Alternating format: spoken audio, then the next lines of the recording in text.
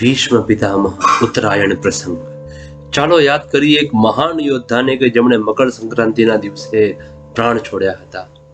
પૂરો પ્રસંગ વાંચીને શ્રદ્ધાંજલિ આપશો. રાત્રિનો બીજો પ્રહર છે.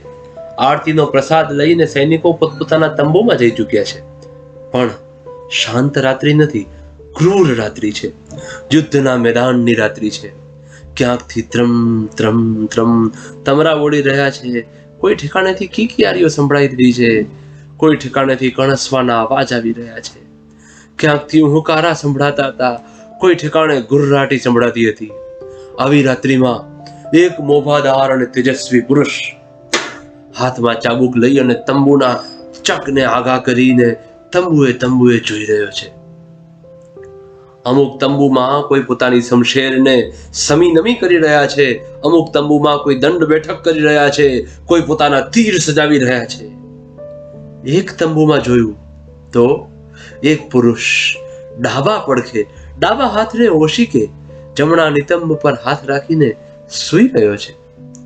પણ એની નાસિકાના વાયુથી બાજુમાં પડેલું વસ્ત્ર હલી રહ્યું છે. એટલી ગાઢ નિદ્રામાં સૂતો છે. બાજુમાં આવી આ પુરુષે હાથમાં રહેલી ચાબુક જ્યાં મસ્તકથી છાતી સુધી ફેરવી. ચાબુકના હલનચલનને માત્ર કંપનથી, એકદમ ત્વરાથી આગંતુક પુરુષનો હાથ સૂતેલા પુરુષે પકડી લીધો.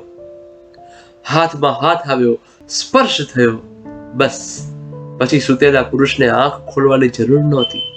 એમ જ બંધ આંખે ઉદ્ગાર સરી પડ્યા, માધવ. હા પાર્થ, શું કરી રહ્યો છો?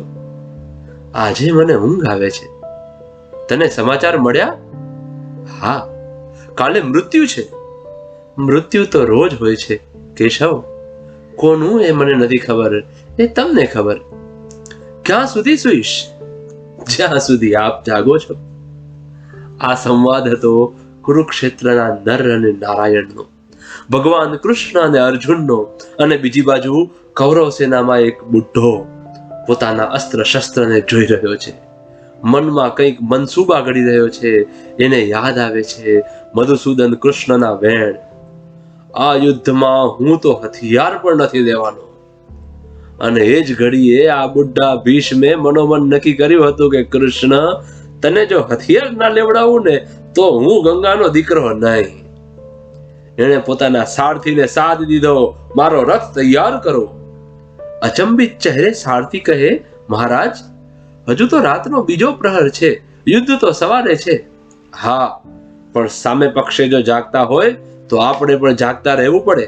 અને કાલે મારા રથને પાંચાળના અશ્વ જોડજો.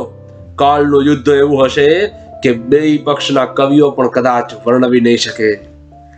જાગતા રહેજો અને સંપૂર્ણ તૈયારી રાખજો. આટલું કહી ભીષ્મ પોતાના તંબુમાં ગયા. બીજા દિવસે સૂર્યોદય થતા બંને પક્ષના યોદ્ધા સામસામે ગોઠવાવા લાગ્યા. રથના પૈડાઓ ધૂળની ડમરીઓ ઉડાડવા લાગ્યા. ઘોડાઓની હાવડો સંભળાવા લાગી. ગજરાજોના સિકોટા થવા લાગ્યા. હથિયારોની સનસનાટી બોલાવા લાગી. કુરુક્ષેત્ર સજ્જ થવા લાગ્યું. પોતાના રથ પર સજ્જ થયેલો અર્જુન સારથી કૃષ્ણને જોઈ રહ્યો છે. પોતાના એ જ મધુર સ્મિત સાથે કૃષ્ણએ અર્જુનને કહ્યું, પાર્થ, આજે તારી કલા બતાવવાનો દિવસ છે. યુદ્ધના જે 4 દિવસો ગયા એ તો શરૂઆત હતી, પણ આજે પિતામહ ભીષ્મ મનમાં કંઈક નક્કી કરીને આવે છે. અને તને કહી દઉં પાર્થ, કુરુક્ષેત્રના 18 અક્ષોહિણીમાં એનો સામનો કરી શકે એવો કોઈ યોદ્ધો નથી, ખુદ તું પણ નહીં. એ સાચો રાજપૂત છે, એક વીરવર યોદ્ધો છે. તો હું સાચો ક્ષત્રિય નથી માધવ? આપણે બંને ક્ષત્રિય છીએ, પણ વીરવર નથી, ધર્મવીર છીએ.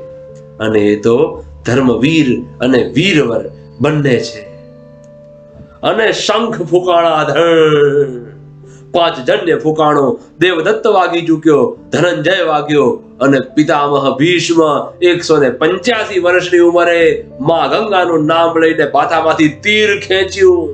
ખેંચતા તો દિગ્પાળોના હાથમાંથી ધરતીના છેડા છૂટવા લાગ્યા. આખી પૃથ્વીના પળ થડક ઉથડક થડક ઉથડક થવા લાગ્યા અને ગોળા છૂટ્યા. બાકાજીક બાકાજીક રડતાળ મચી ગયું. તીરના વરસાદ વરસવા લાગ્યા. મારો મારો એલી એલી થવા લાગ્યું. બરાબર સૂર્યનારાયણ મધ્યમાં આવ્યા અને અર્જુનની ચીસ સંભળાણી, કનૈયા. અર્જુન, શું થયું? જીત જીત દેખું તીત તીત ભીષ્મ હૈ. આખા કુરુક્ષેત્રમાં જ્યાં જ્યાં નજર કરું ત્યાં પિતામહ ભીષ્મ સિવાય કશું દેખાતું જ નથી. યુદ્ધની કિકિયારીઓમાં અર્જુન અને કૃષ્ણ મોટે અવાજે સંવાદ કરી રહ્યા છે. કૃષ્ણએ કહ્યું, તીરનો મારો ચલાવો. કેમ તીર ચલાવું કેશવ? બાન રેવે પાન में પખોવા રેવે માન में. આજે પિતામહ એટલી તીવ્રતાથી મારો ચલાવે છે કે મને રથમાંથી નજર કરવા દેતો નથી. અને હજુ તો હું તીર ચલાવું ત્યાં એનું તીર આવી જાય છે. ભાથામાંથી મને તીર કાઢવા દેતા નથી. આજે આ બુઢાએ રણ મેદાન કબજે કર્યું છે. કૃષ્ણએ જ્યાં જોયું ત્યાં પિતામહ ભીષ્મ મોઢામાં ઉગાડી શમશેર, હાથમાં પોતાનું ધનુષ, અને આ વયોવૃદ્ધ પુરુષે પીંજણી ઉપર પગ દીધો. પીંજણી પે દિયો પગ, પેંજની હલાય દીની. પણ એટલા ક્રોધવંત થઈને પગ દીધો કે પીંજણીના કટકા થઈ ગયા અને એનો ધમંકો આખા કુરુક્ષેત્રને ગજાવી ગયો. ધનુષ મૂકીને તલવાર લઈને ભીષ્મ જ્યાં અર્જુનના રથ તરફ દોડ્યા ત્યાં તો વાસુદેવ કૃષ્ણને પણ સાવધાન થવું પડ્યું.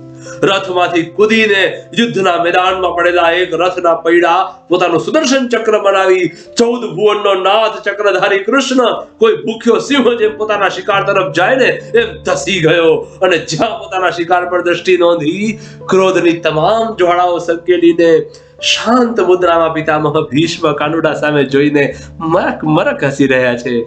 મનોમન જાણે કે કહી રહ્યા છે, કેમ વાસુદેવ, તારી પ્રતિજ્ઞા તોડાવીને?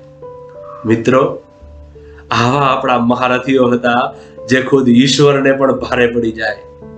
જરા વિચાર કરો, 185 વર્ષનો એ બુજુર્ગ ત્યારે કેવો રૂડો લાગ્યો હશે. હમણાં જ મકર સંક્રાંતિ આવશે. એ જ દિવસે આ મહાન યોદ્ધાએ પ્રાણ છોડ્યા હતા.